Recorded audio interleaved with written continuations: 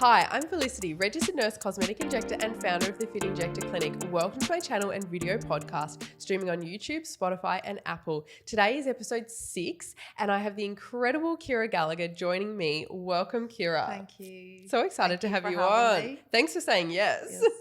Reluctantly, you cleverly asked me in front of my staff. And they're like, do it, you have to do it. So yeah, it worked well, no, right? and it is good. It's feel like you have to do it. Yeah. Which is awesome. So Ciara is the founder of Ciara Gallagher Eyebrows here in Bondi Junction, only meters away from the Fit Injector Clinic. Today we're going to chat to Ciara about her successful business, trends in the industry, and how she's built both a solid client base and an amazing team of staff. But first, Ciara, tell us a bit about yourself. About me, well, I'm from Ireland. Yes. And I came to Australia just traveling for a year initially, and didn't really have that long in Sydney, to be honest. I only had about 4 nights towards the end of the trip and just fell in love with Sydney, and I just knew I had to come back. Wow. Yeah, and that was kind 18 years ago, 18 years, that's amazing. And I initially just came for a year and extended. Yes, that's amazing. And what were you doing at the time when you first came? So when I first came, I was just doing what backpackers do. I traffic controlled and lived the dream. And we just it was amazing. We had the best time. It was great for meeting people, and we just partied and traveled, and it was great. That's so good. They were the best years. Yeah, totally. Yeah. And how did you get into eyebrows? What was the start of your journey? And then I'd love to know the start of your business journey. Yeah, so the start of my journey is what brows just happened by chance, by the way, but I always wanted to have my own business, so I was constantly looking for an opportunity. Yeah. And I just kept looking for an opportunity. Initially, I started messing with the idea of doing spray tans, and I really wanted to do my own products. So I wanted to try and create my own tanning product. That's what I wanted to do. And I wanted to bring that to Ireland, because back then there wasn't really any tan options. No, and everyone's and then after pale. a while I realised that it was actually quite hard to do that from this end and to import into Ireland. It's pretty difficult. And then I just seen that brows were starting to trend in the UK. And I mean, nobody was having their brows done back then. Yeah. And I did see that it was trending a little bit in England. Yeah. And that's when I decided, well, maybe I could go and do this. Yeah. Because it literally was only a 2-day course. So it was fast. And it was amazing. So it was just chance. I didn't have any... I wasn't a beauty therapist, had no experience in beauty, but I was very business-minded, and I just wanted to have my own business. You're like, there needs to be a business. So it could have been anything. I could have been in business, whatever. I seen the opportunity to do something that I could do quick. Yeah. And that was it. And get it happening. And so then here in Sydney, what did the start of your business look like? Because it obviously wasn't where you are now. So I did the training in the UK, or actually in the north of Ireland, and I think when I did the training, I knew straight away, my goal, first of all, was mostly focused on the product side of things. Yeah. And then I just was doing the training, and in the class, I was like, oh my God, I know I can make this big. Yeah. I can just do this. So when I got back from doing the training, I started doing it straight away, but I was doing it from home, and I kept my other job. Yeah. And so I was just doing a few clients at home for the first year. I did at the start go and look at a treatment room, and I just backed out of it because I was like, I had no clients, and I was it was too much. So I did it from home for a year, and then I went back and looked at the very same treatment room that I'd looked at a year previously, and at this time I was only doing I was probably only doing about 10 to 15 clients a week. That's pretty good though to get started. Well, it is, but it's I gave up my job on that. I was like, okay, let's just do it. So I took the room, and I just calculated risk, right? But I knew I was going to give up I had no choice. Yeah. So I knew that I was going to make it work because I needed it to. Totally. Yeah. So it did. It happened quite quick for me. I remember the first few months I did sit in Gusto down on Spring Street a lot. Yeah. And I was just doing whatever I could on social media, on anything really, just trying to generate clients. And then within 6 months to 8 months, I was booked up.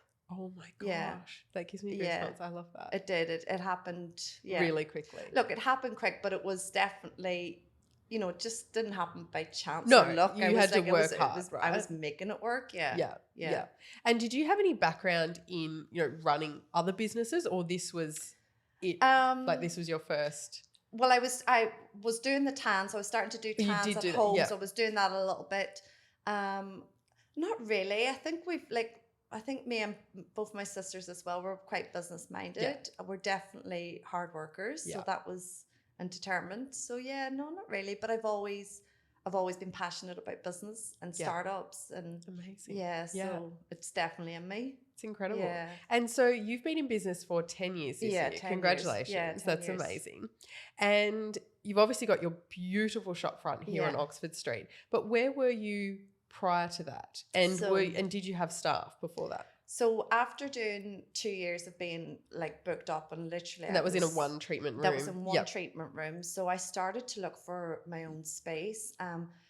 I did come close to getting something in Bondi Junction, and it fell through, but it was for the best. I was devastated at the time, but it was Yeah. for the best.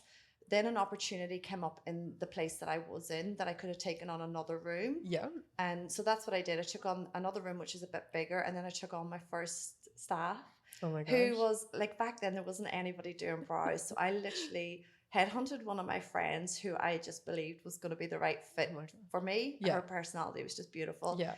And so I sent her home to Ireland to get trained. Yeah. And then she came back and she worked for me. And I think we had about a year or 2 years Yeah. together, or a year and a half. And yeah, that was great. Amazing. Yeah. So that was the first staff that I had. That's yeah. so good. Yeah. So good. And then how many staff have you got now? I have 3 full-time staff Yeah. now. Incredible. Yeah, 3. So good. Yeah. Well done.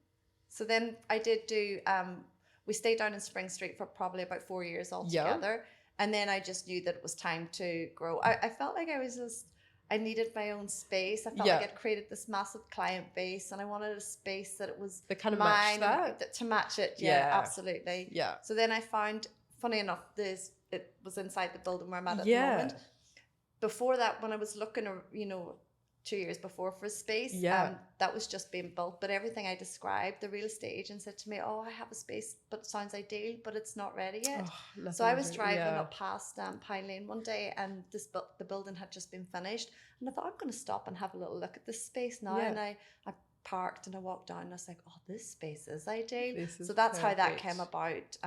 So that space came about, and that was great. It was exactly what I needed at the time. Perfect. Yeah. And then you obviously you're in there, and then you outgrew, and then Yeah, onto the well, look, next thing. I wouldn't say I outgrew. I feel like I was renting there for a year, and then that Yeah. came on the market. So I actually did manage to buy that, which was great. So Incredible. I never ever planned to move from there. Yeah. What happened was COVID, and it had a massive impact on the business. And because we were off the street, which is what we needed at the start, because we were so busy, we needed to be off the street because we were completely booked up. COVID Love hit that for then, you. lost quite a lot of clients at the one time because we had a lot of expats. Totally. Then we had like that period where we weren't building new clients. Yeah. And then we all know what happened with COVID. Everybody got so used to not having it done. We were booked out for 6 weeks, I think, after the lockdown. Yeah. And then that kind of rush, and then it was that gap of there was yeah. And you seen that, and I knew I was going to really struggle to pull it back. Yeah. And I remember saying to Chloe, who worked for me at the time, and I was down to 1 staff at this stage, 1 full time. And I said, we need to be on the street. Yeah. So it was a survival. It's survival. It was survival. Yeah. So I really had to take a gamble. And I walked past that shop so many times and said no to it. So I was like, not for me. And then I went in again, and I was like, oh, do you know what? This is where I need to be. Yeah. It's where I need to be. So it was. And it was a gamble because we obviously had to, invest quite a bit of money to open that shop. Yeah, because you had to do the fit out. And then and obviously need them. Oh, don't get me how started on. I went down there thinking, right, I can do keeping these floors. And I was like, I'll try and do it on 25,000. And it's like 100,000. Like, it's just, it's crazy. Absolutely blows It's crazy. out. And I think it doesn't matter how many times you do that, you'll always be taken by surprise. Because I thought I knew what I was doing, but no. Yeah, definitely. And then I feel like even you get that sort of figure from the builders, but by the end of it, it's totally blown out. And stuff that you don't even see, like like certificates alone is just don't get me started on fire extinguishers and fire systems. Like And I was there actually trying to be smart, thinking, right, I won't change anything, so I won't have to change sprinklers. Then you have to get a certificate for saying that you haven't changed anything. Exactly. And that costs thousands. Exactly. It's just ridiculous. All these little things add up. Yeah. So by you doing this survival mode, you've actually then also taken this risk because you've invested this money. Massive risk. Yeah. But look, it's paying off. We've put our business back into growth. Amazing. And we're performing better than we ever did. So incredible. It's That's definitely so good. been worth it. Yeah. Had to happen. It had to happen. Yeah, and I'm glad it happened.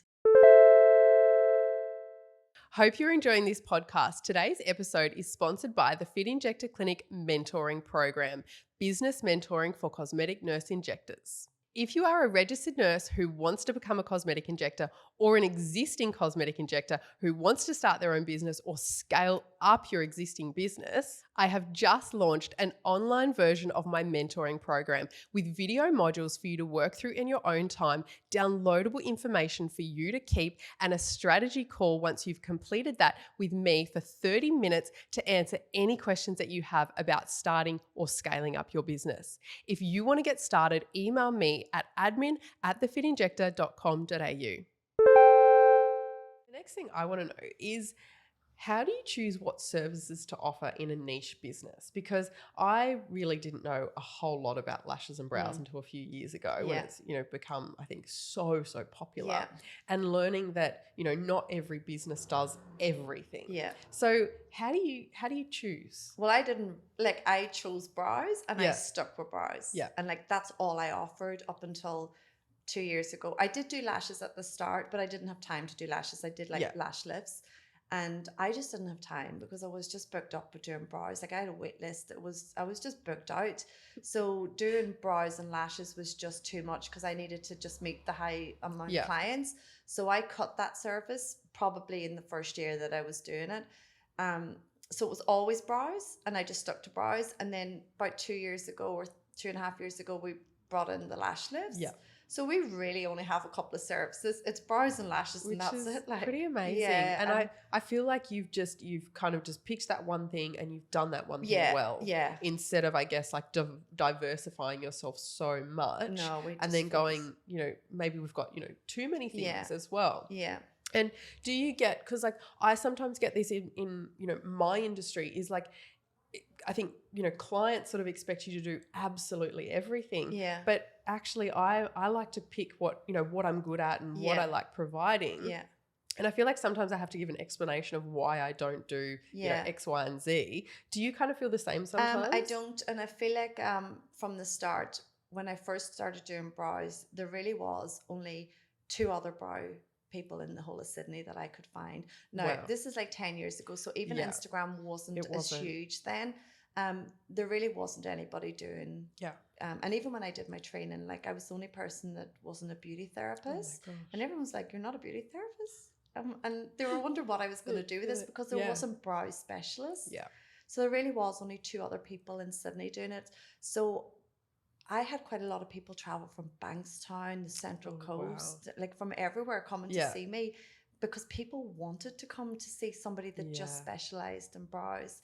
And I think in Australia, particularly 10 years ago, everybody was in their own field. Facial people were doing facials. It was, you went to see one person for one thing. Yeah, totally. So I think that did go in. So you really just kind of positioned yourself in the market where there was this demand, but there was no one actually doing it. There wasn't really. There was 2 others is the only, that I could find that was doing it. That's pretty impressive. Yeah, it was good. Yeah. I mean, it went to my advantage. But I also, for 2 or 3 years into it, I always said it, and you'll see it more now in the next coming years. I was like, brows will be like hairdressers. There will be 2, 3 on every street. Yeah.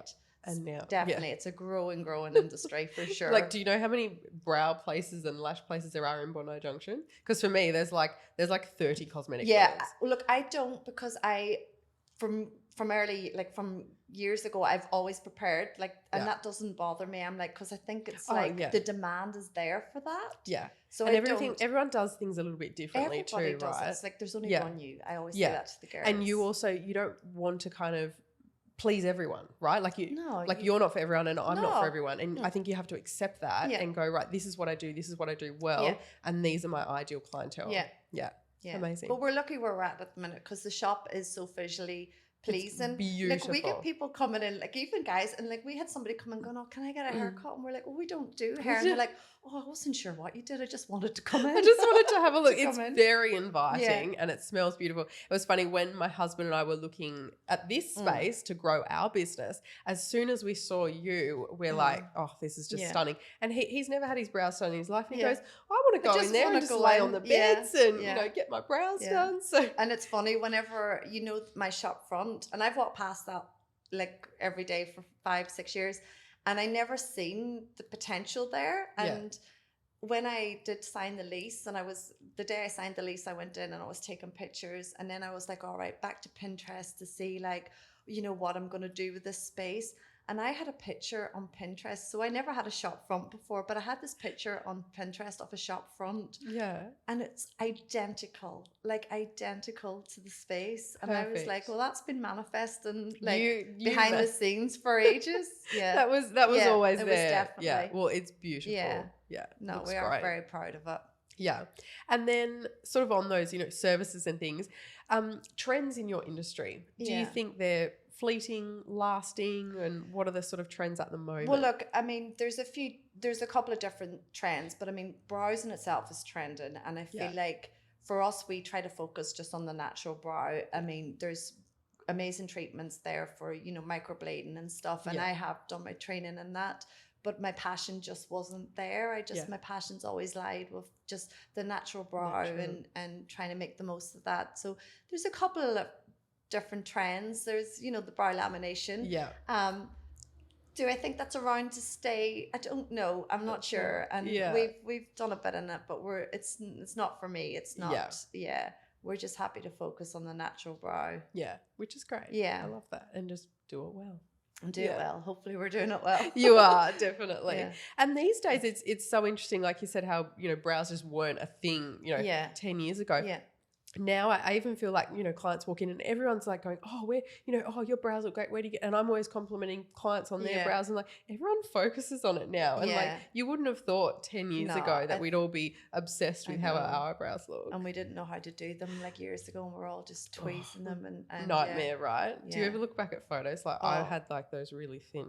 I mean, my brows aren't overly thick neither. I have to rely on pencil every day. But yeah, there was definitely a stage where nobody knew what they were doing. That was a bad trend. Any training or anything. No, there wasn't. And there wasn't any forums to get all the information from. It was just overpluck them and that's it. But thank God that's gone, because it actually having good brows really frames your face, and it actually can take years off you, Totally. And I do see sometimes there's a bit of a trend on articles about the skinnier brow, and clients come in like, "Oh, I hear the skinnier brow is coming back," and I'm like, it's not. No. Because the skinny brow is not flattering on the face, no. so it's never going to come back. We can't really come back and from it's okay for like models to go on the catwalk and have skinny brows, because they can get away with no brows and still look good. But no, not for the everyday person walking around Bondi. No, let's not bring that back. Yeah. All right. So last week I did one of those little Instagram question polls, and we've got some questions from followers. Okay, so first one is, what is the most popular service at your salon? Well, it's definitely brows. We only do mainly the two services, brows and the lash lifts. So brows is definitely the most popular. Yeah. Lash lifts have become so popular recently as well. Totally. Because people are veering away from the lash extensions. They're just a little bit more high maintenance, and the lash lifts are just lasting maybe 6 to 8 weeks, and so they're becoming really popular. And like in that whole, natural look. And I definitely see like a lot of my clients, like, we talk about all this stuff as well. And so many of them are saying, I'm ready to sort of have a break from the extensions, get my lashes really healthy again. And then I think so many fabulous serums have been out recently. So everyone is getting longer lashes through these serums. Yeah. And then you get the lift. And it's great. Like your lashes look great. Like I've had so many compliments from my lashes. They look so good. This is like 3 weeks old. They are so lifted. I'm like, you said you're tired, but you look so awake. So I don't feel so awake. Well, the lash lift is carrying you through today. It opens up your eyes. It is great treatment. We love it. Yeah, it's fabulous. I need to book one. How do most clients find you? Is it referrals, walk-ins, or social media? So throughout the years, it's mostly been referrals. Recently, it's definitely seeing us on the street. Yeah. That presence is amazing. We're so lucky. We get so many referrals from Ireland, which is unreal. I just love that. You all stick together. We I do love all it. stick together, and all the brow people, all my clients go back to Ireland, and then they say where they've been going. Yeah. And I'm not joking. The amount of referrals we get from Ireland, and that's really special for me. I love it. I love it. You're international. Look, it's just so lovely. So we always follow the girls in Ireland, and you know, anytime somebody says a name who they've been to, I always personally message them. So and good. yeah, so that's really special to me to get referrals from Ireland. Referrals are so important. Yeah, they are. Yeah, we need to nurture. And then those. brows are just there on display. So it's like if somebody, like I get clients coming in going, oh, I seen a girl in the shop and I asked her where did she get her brows done. So it's great. It's advertising all the time. Yeah, it's so good. And with walk-ins, do you find that people, because this is what I'm finding now, being sort of 6 months in here, is I'm sort of having this influx of new people now from obviously that exposure. And the people that come in, they're like, I walk past every day. I have for the last 6 months, and I've been meaning to come in. Yeah. And, you know, there's that whole, online, I forget what the stats are up to, but, about 17 exposures before someone will, interact with you. I'm realizing that's the same with a shop front. So is it the same with you? People go, oh, but I've walked past so many times. Yeah, because we're open a year and a half now, and we're still getting people in. I see it on the bus, but I actually was walking behind 2 girls one time, and they were walking past my shop, and I think I was getting coffee or something, and the girl says, oh, it's very fancy in there. And then I was thinking some people might be a bit put off thinking that it's maybe looks too expensive, or it's too, and maybe a bit intimidating to go in, or so I hope, But I did. I was walking behind them, oh, it's very fancy in there. You feel like, well, actually, like if only they knew. Do you want a price list? Yeah. There's nothing fancy about us. Totally. Yeah, we're just normal girls. Yeah, and then I think when people come in and then they actually feel like really relaxed, and that's what people say. They were like, oh, they may be a bit inhibited to come in, and when they do, they're like, oh, it's actually so nice relaxing, in there. and they get met with nice staff and things like that. And even Lucy, my receptionist on the desk, she'll notice the same people walking in every day. Yeah. And then when they finally come in, she's like, yeah, I know, I see you every day. Or they'll come to the door like they almost want to come in, and then they'll just kind of scan the QR code, and it might be that thing too. They're like, oh, maybe it's, and I have noticed as well, and I've said to the girls, like, try and be standing on the reception, because I feel it invites people to come in. If they see that somebody's standing and free, they'll come in and ask them a couple of questions. Totally. The days that I've become really big on either Lucy or I being there are the days that we do get multiple walk-ins. Yeah. As opposed to, I guess, if someone doesn't see anyone there, they think, oh, I'll just keep going, maybe another day. So we always try and have coverage. And we probably should put like a little leaflet out and Amy, my manager, is always telling me to do that. Yeah, with a little price. On the list. So then at least people can go, oh, that's just to pick it up reasonable. themselves and have a look at the prices. Not too fancy. Yeah. And same probably goes for me, because a lot of people come in, they're like even though we're called the Fit Injector Clinic, people are like, oh, do you do injectables? So I probably should do the same. I know. That's something we can remind each other on. Next question is, what do you find works the best when promoting yourself to potential new clients? And that's probably like you said, referrals, and really nurturing those referrals. Yeah, I think referrals is definitely, if you have a client leaving and they usually tell all their friends, it's great. Yeah. So I think referrals is probably and do you do any referral programs or sort of incentivize them at all? We don't, and we've never really had to. We just it just happens. Flows, because you just do good work. It's just And do you find you get many clientele through social media? We do. We get, and our Google reviews are amazing. And you've got so many. I always say, we have so many reviews, but for the amount of clients we don't. But it's incredible what it does. The Google reviews are so important. Very powerful. Yeah. So since being in business, I do make a point of reviewing people now. When I go somewhere, I just know how important it is. Yeah, it makes such a difference. And people do read them, and it helps them make a decision. So they are really so grateful for everybody that takes time for reviewing our page. It's great. I know, it's so nice. Yeah. Do you have any advice to others starting a lash or brow business? Do I have advice? Yeah, I have a lot of advice. Maybe a part 2 podcast. And I would love someday to do that kind of role, to be like mentoring, or I love startups, not just in brow business, in any kind of business. I love it. It's definitely where my passion lies. I love it. So yeah, I think I had there's a girl that does facials down in my old salon in that room, and when I'd seen her there, somebody shared it, and I was like, oh, I used to work from that space.